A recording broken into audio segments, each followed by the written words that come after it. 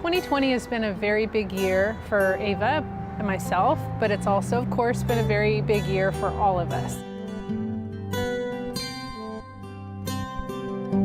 After 9 years, Ava's doctors felt that it would be best for Ava to be put on dialysis. She just wasn't having any energy, she wasn't feeling well, and even though we'd been using medication, or she'd been prescribed medication for those 9 years, they just felt, okay, let's go to the next step. A catheter was put in early January, and she was put on dialysis. In Ava's case, we were given the choice of hemodialysis or peritoneal dialysis at home.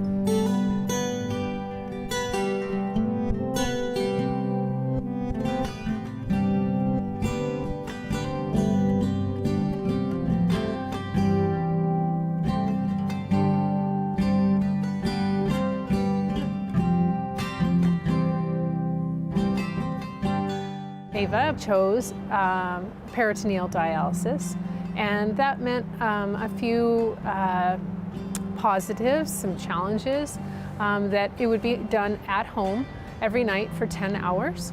And what it also meant is training for 10 days for both her dad and myself.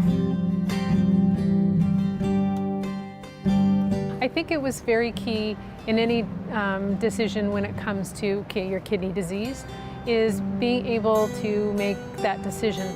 And having Ava be 13 and she turned 14 on July 2nd, I think her being able to make that decision, have us and have the doctors provide her information and support is key. But I think ultimately it falls on her and how it affects her and affects her body and affects her energy and mood and all that. So I think that's key.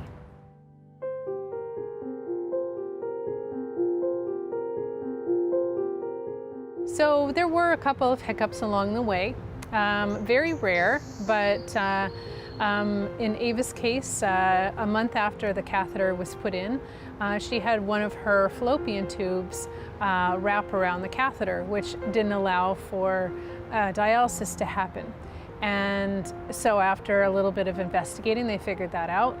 And then we went home and had a month of good dialysis, and it started happening again. Well, come to find out, it was the other fallopian tube as well that got caught. So anyway, it's all been smooth, knock wood. It's all been smooth since March, and we continue on dialysis and hope that it continues as well.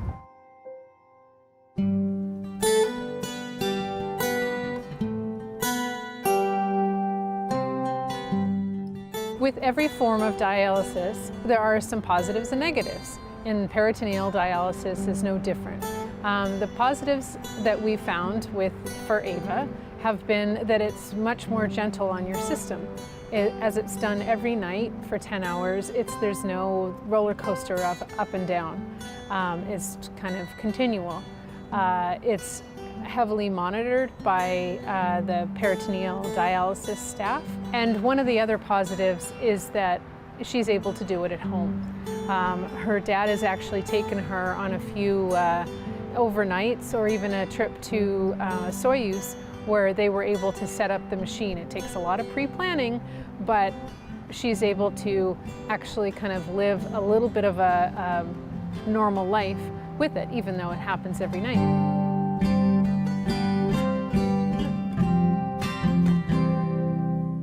Some of the negatives are that it is every night, and so, you know, the times where she's tired or us as parents are tired, it's the last thing we want to do, but we have to go through the process of setting up the bags, which has to be an extremely sterile environment, and we have a checklist of things that we have to do to make it all happen.